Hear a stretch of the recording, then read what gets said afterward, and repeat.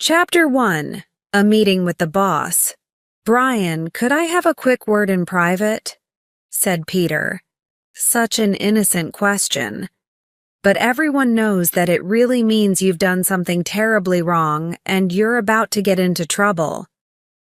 "Sure, of course," said Brian as confidently as he could. Brian had never been called into his manager's office before and was trying hard to seem like he wasn't nervous. Some of his workmates had been asked to go in before, so he knew what to expect. The result was always the same. People walked into his office smiling. They came out frowning. "Just this way," Peter said, pointing past the receptionist desk and towards his office door. Rachel, the receptionist, gave Brian a weak smile. Her large eyes followed the pair as they walked into the room. As he walked into the office, head down, Brian saw a lot of legs. 2 from his boss, 4 from the desk, 8 from the chairs, and 1 from a lamp in the corner of the room. "That's 17 legs in total if I add my own," Brian calculated. "Please, take a seat," said Brian's manager, pointing to 4 of the 17. "So, how's everything going with you these days, Brian?" "Pretty good, thanks," said Brain, lowering himself into the chair. "I've had a busy morning speaking with clients." "I see," said Brian's manager, nodding and adjusting the glasses on his nose. "It's good to keep busy." He continued, "Brian, I wanted to speak to you about your motivation for the job." "My motivation?" Brian asked. "Yes, your motivation," Brian's manager replied. "I mean, I've noticed a few things that make me question whether you really want to be working here at all." "Oh," said Brian. "Firstly, there's the way you dress. Now, I know you speak to most clients over the phone, but when people do come to the office, what impression do you think they get of you and our company when they see your shirt is hanging out and not ironed?" "Right," said Brian. "Secondly, there's the way you carry yourself around the office," Brian's manager continued. "The way I carry myself?" Brian asked. "Yes. Just take a look out there." Brian's manager pointed through the glass door of his office. "Can you see Beatrice out there? Look at how she's walking. Head up, confident and smiling. She looks like she wants to be here. She looks energetic. She looks hungry for success." Brian looked over his shoulder and saw Beatrice walking powerfully across the office. He's right. She does look confident, he thought. "In comparison, look at the way you walk," Peter continued. "You walk really slowly. Your shoulders and neck bend forward. Your arms hang out in front of you. You don't look like you care about anything." "I'm a zombie," Brian thought. "It's just how we look." Brian thought for a moment, then took a deep breath before replying. "I guess I haven't really thought about all this before. This first month at the company, I've just been trying so hard to understand the job. I feel like I've been learning new things every day and I never stop to consider those things. But I understand what you're saying. The way we look and behave is important. It affects how people think and feel about us. Honestly, I can tell you that I do care about this job and I'm working really hard to do the best job I can, even if it doesn't look that way." "That's great, Brian. So, what do you think you can do to improve in this area?" "Well, I'll start by ironing my shirt and tucking it in," Brian answered. "And I'm going to make an effort to improve the way I carry myself around the office. Thanks for making me aware of this. It's something I do need to improve, and I'm going to work at this right away." "Great," said Brian's manager. "Let's speak again in a couple of weeks and see how you're getting on." Brian walked out of the office with his head up. He passed by the receptionist's desk where Rachel sat smiling warmly at him. Chapter 2. A Day in the Life of a Working Zombie. Brian woke up at 7. He was in a great mood. He got up, washed his face, brushed his teeth, and got dressed. Next, he started to do his makeup. Normally, he hated this task, but today he whistled happily as he began to remove all signs of being undead. One of the challenges of succeeding as an undead professional is the fact that because you have no blood running through your body, your skin looks deathly pale. Also, skin of the undead doesn't grow like living skin. It peels off easily if you don't take good care of it. Brian's makeup routine is the same every day. He starts by using moisturizing cream to help make his face less dry. Zombie skin is easily sunburned, so Brian uses a moisturizer that includes sun cream. He then puts foundation, one kind of makeup, all over his face, ears, and neck to make them look smooth. After that, he uses concealer, a second kind of makeup, to help hide the dark spots and circles around the face and eyes that are common signs of being a zombie. Finally, he uses lipstick, a third kind of makeup, to add a light red to his colorless lips. With his makeup complete, Brian moved to the kitchen. He opened the fridge and looked across the rows of plastic boxes that were labeled either pig, sheep, chicken, or duck. He grabbed one of the boxes labeled sheep and a carton of milk and took them over to the kitchen counter. He put some sheep brains into a bowl and poured milk over the top, before eating with a spoon.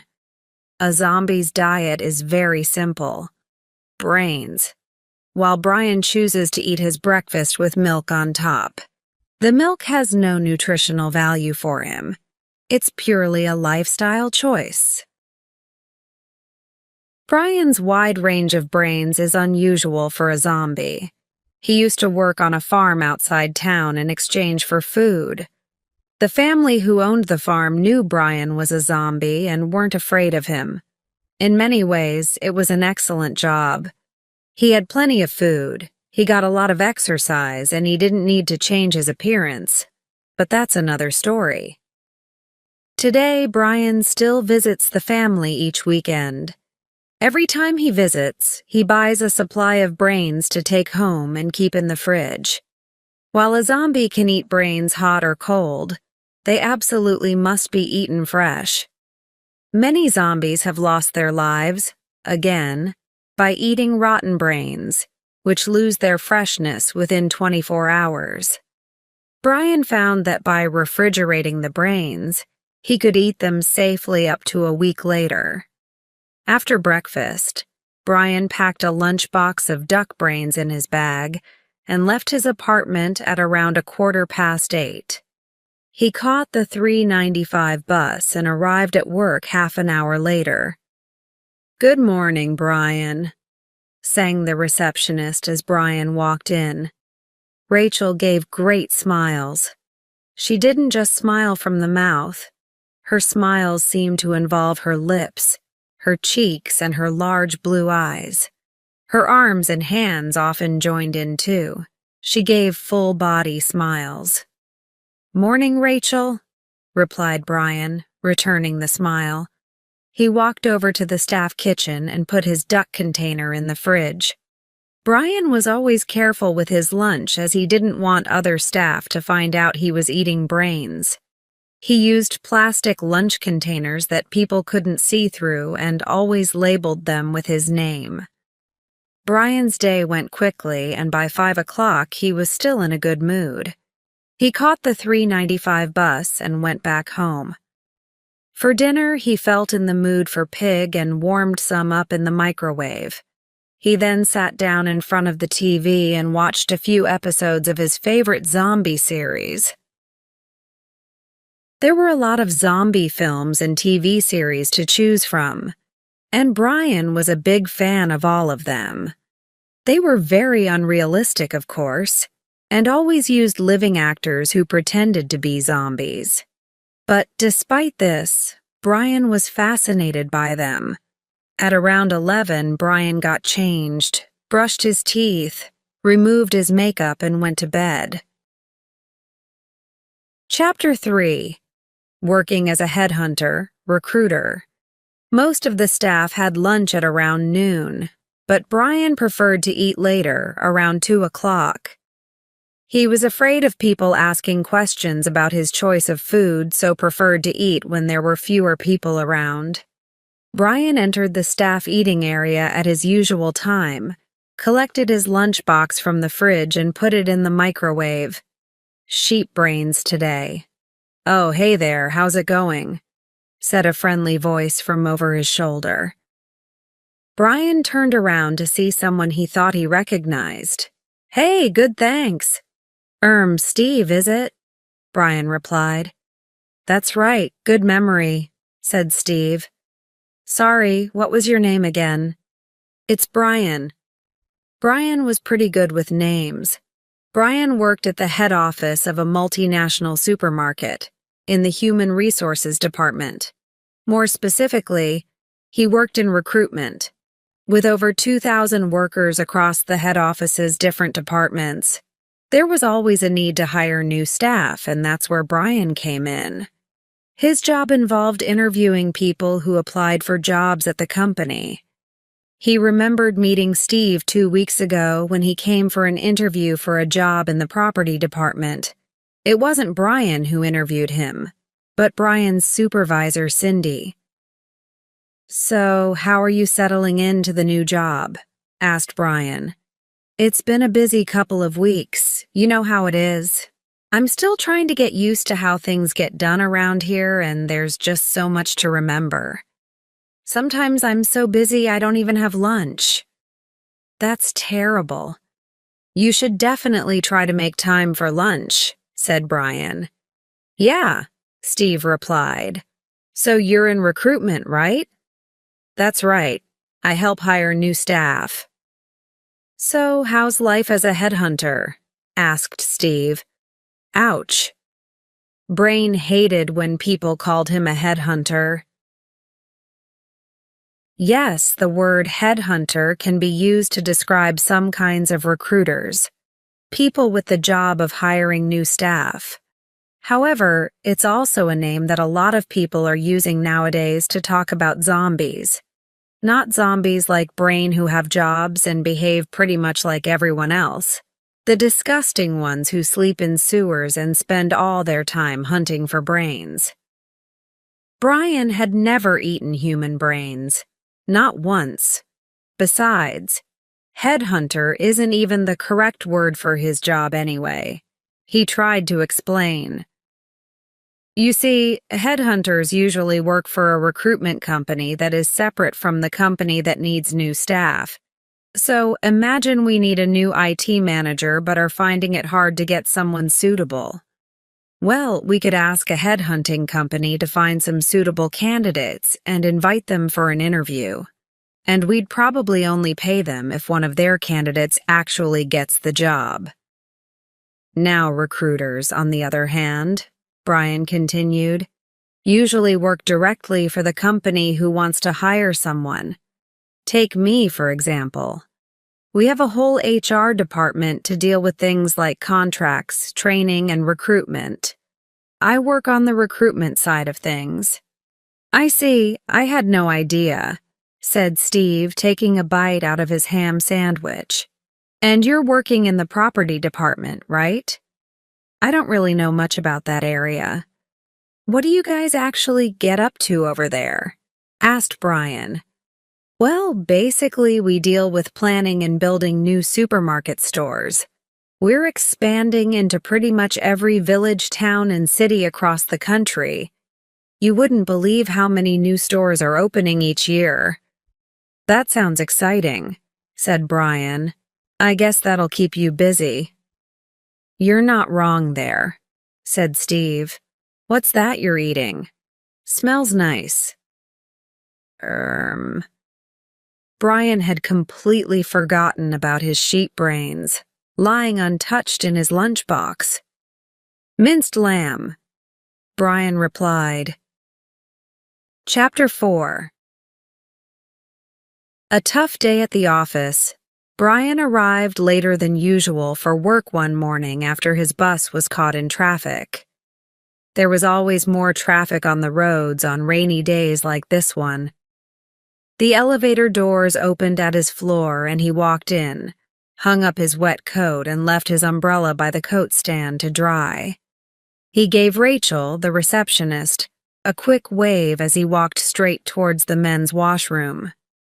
Need to check the makeup, Brian thought. On rainy days, there was a big risk for working zombies like Brian that their makeup would run. And if a working zombie's makeup runs, they soon look like any ordinary sewer zombie, hated and feared by pretty much everyone. Not too bad, Brian thought, looking at himself in the mirror. He added a little concealer around the eyes and a bit of red to his lips, then left the washroom. Brian sat down at his desk, checked his appointments for the day, and began to answer a couple of emails. Brian's department, Human Resources, was all found on one floor. It was an open office, so you could see all the way from one side of the floor to the other. But there were low partitions that separated the different areas of HR, administration, employee relations, health and safety, legal, recruitment, where Brian worked, and training and development. As he was working, he heard several voices coming from the photocopier area behind his desk. They were chatting about something that caught Brian's attention. "Dead," said one of the voices, a female voice that Brian didn't recognize. "Gone, just like that," the voice continued sadly. "Got trapped in an alley. Headhunters came out of nowhere." "That's the third one this year," said a male voice. Brian recognized this voice. Nick from Health and Safety. Brian knew Nick quite well. Nick gave Brian training on health and safety issues when Brian first arrived at the company. "Someone's got to do something about them," Nick continued. "My kids are afraid to leave the house." "They're everywhere these days," said the first voice. "Even in our office," she added softly. Brian looked straight ahead and pretended to continue working. He knew where this conversation was going. It was the same every time. "Now, come on," said another female voice. Brian was pretty sure he recognized this voice. Susie from marketing. But what's Susie doing here in HR? Brian wondered. "They're not all the same, you know that," Susie continued. "Most zombies just want to go to work and earn a living like you and me." "They'd still eat your brains if they could, though, wouldn't they?" said Nick. "I heard they spread disease with everything they touch. To think we have to use the same toilets as they do. Makes me sick," said the first voice. Brian's head dropped and he stared at the lifeless pair of hands resting on his keyboard. "There's no evidence that they can spread disease," said Susie. "No evidence at all," Susie continued. "We've known that for over 20 years. 2 decades of research. Come on, you guys work in HR. You know you can't talk like that. They have rights too, you know." Susie's voice got quieter as she walked away from the other two. "She's right. You can't say anything these days," said Nick. "You never know who you're talking to." Later that day, after Brian had eaten his lunch, he bumped into Susie in the elevator. "Weather's been awful, hasn't it?" said Susie. "Terrible," agreed Brian. "Hey, Susie," Brian went on. "I overheard you speaking to those other guys earlier down in HR. People don't often speak up for zombie rights. Good on you." Yeah, I just can't believe people still speak like that in today's world, Susie replied, rolling her eyes upward. Well, this is my floor, Susie said as the elevator reached floor 16. Catch you later. See ya, called Brian as the elevator door closed behind her. Chapter 5. Brian's Performance Review. The months passed quickly, and soon it was the day of Brian's first-year performance review. Brian's manager had emailed Brian a few days before to schedule a meeting. In the email, he asked Brian to think about his progress over the year, then complete a self-evaluation form and send it back to him. "Hi, Brian. Take a seat," said Peter. "Lovely day, isn't it?" "Right. These past couple of weeks have been brilliant," replied Brian. "Everything okay these days?" asked Peter. "Yeah, not too bad, thanks," Brian responded. "I've been making the most of the sun and going hiking on the weekends." A lot of people wrongly believe that zombies can't go out in the daytime. Underground zombies don't often come up to ground level because they fear for their safety. Police are allowed to legally shoot violent zombies, but reports suggest hundreds of peaceful zombies also get shot every year. Most working zombies, like Brian, choose to change their appearance and hide their true nature, not just for safety, but also so they can be accepted more easily into society. "That's great. Good to keep healthy," said Peter, smiling as he cleaned his glasses with a small cloth. After putting his glasses back on, his eyes dropped to the piece of paper on his desk. "Thank you for sending me your self-evaluation form," said Peter. "It seems that you've made a lot of progress in the last 6 months." "Yes, I think so. It took a few months to really get into the role at the beginning. But after that, I think I got the hang of it. Cindy was a great help, answering all my questions and giving me advice on each stage of the recruitment process." As Brian's supervisor, Cindy was the person who trained Brian when he first started at the company. She taught him how to check the CVs of candidates to see if they met the minimum requirements for the role.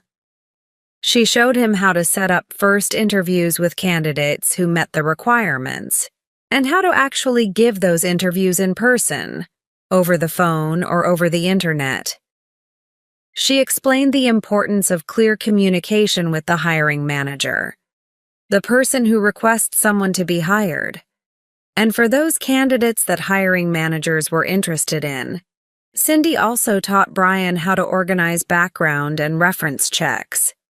Brian was thankful that Cindy never seemed too busy to offer advice when he needed help.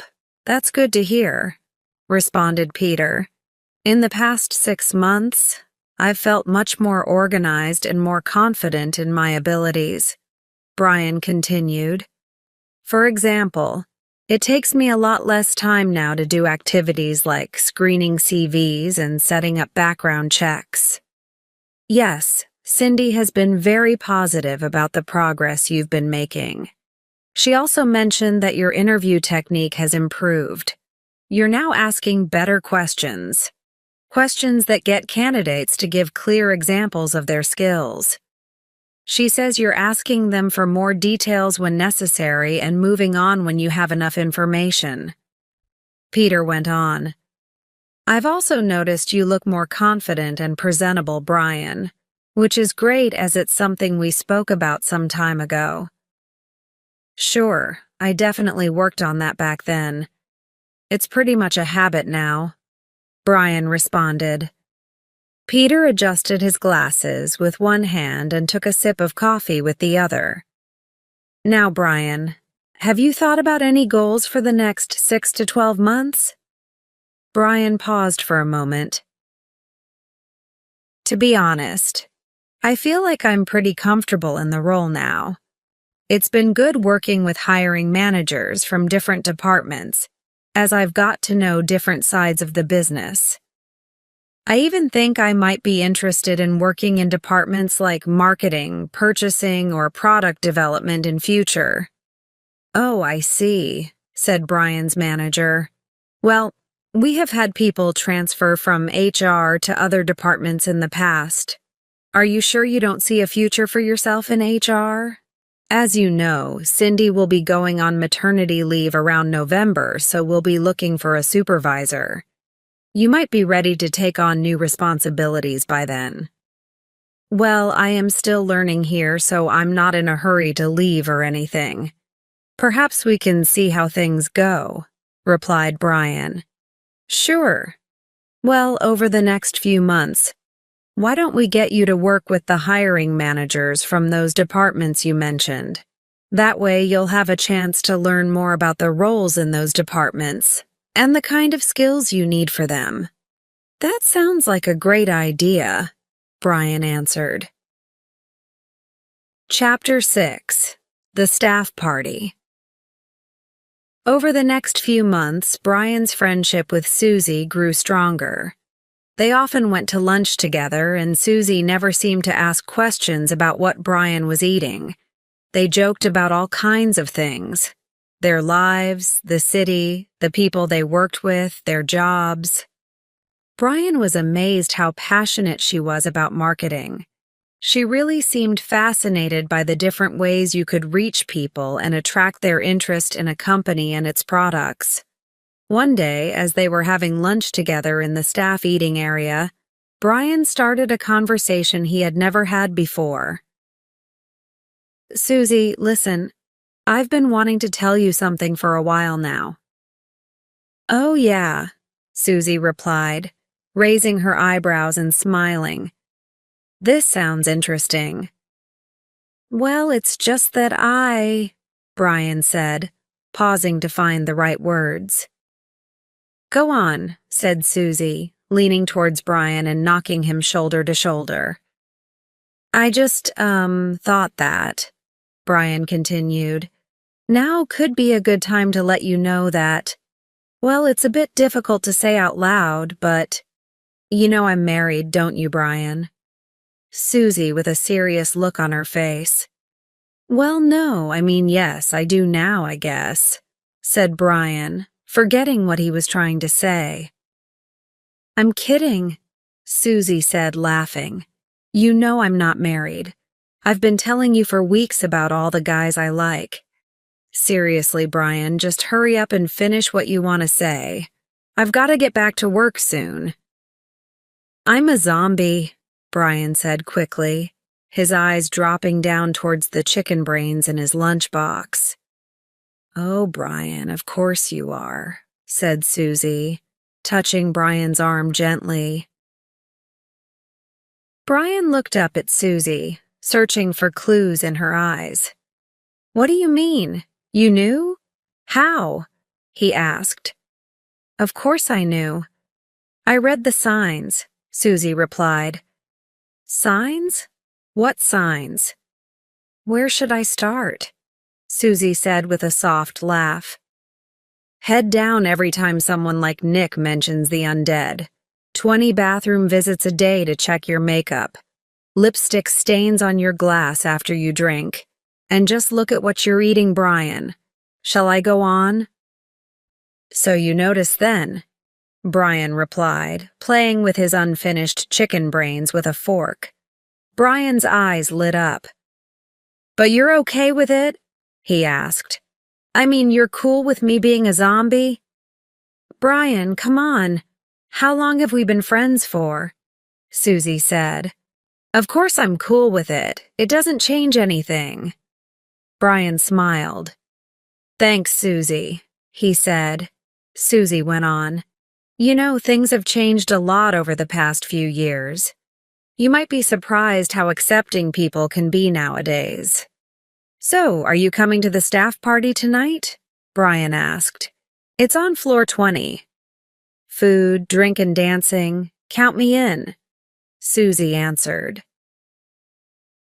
After work, Brian joined a group of workmates from his department to go upstairs to the staff party. This year, the company had decided to use the conference rooms on floor 20 and had hired caterers to provide the food and a DJ for the music. The food was served buffet style, so each staff member could pick up a plate and choose from a range of food. There was also an open bar where alcoholic and non-alcoholic drinks were being served for free. Brian didn't usually enjoy these parties. He never really knew what to say to people and was always worried about how he looked. But that evening he felt like a weight had been lifted off his shoulders. For the first time in a long time, he felt alive. Brian saw Susie chatting with some workmates and went over to join her. He recognized two of these workmates, Steve and Jason, both from the property department. There were 3 more members of staff who Brian didn't recognize. "Brian," called Steve as Brian got closer. "Everyone, this is Brian from HR," Steve said to the group. "Brian, this is Mary, Jane, and Victor, all from property. I think you've met Jason before. And this is Susie from marketing." "Actually, we already know each other," said Susie, sipping a cocktail. "Unfortunately," she added while punching Brian lightly on the arm. "Hey guys, nice to meet you," said Brian. "Anyone want a drink?" asked Steve, walking towards the bar. As the party went on and the music got louder, more and more people moved away from the food and towards the dance floor. A couple of other staff members had joined Brian's group and they were all chatting happily. Brian had had a few beers and was feeling a little lightheaded. He didn't mind. It was a good feeling. It was the feeling of freedom. They chatted and laughed about all kinds of things. Things they were working on, the people they knew, the music that was playing, the food served at the buffet, famous people, TV, and much more. When someone mentioned zombie films, Brian suddenly spoke without thinking. "Did you know I'm a zombie?" Brian was surprised by their reactions. Everyone seemed fine with the news. The group continued to chat, joke, and laugh before joining the dance floor and dancing into the night.